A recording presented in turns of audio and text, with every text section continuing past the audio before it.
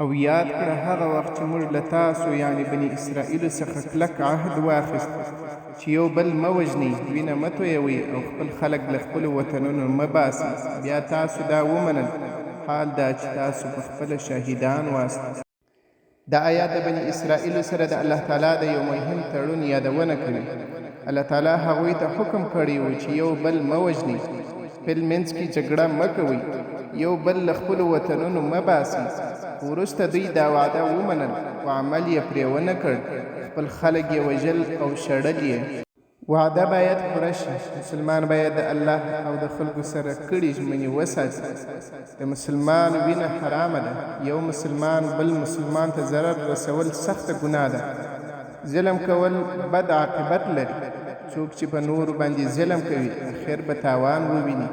یوازې خبرې نه، عمل هم مهم دی.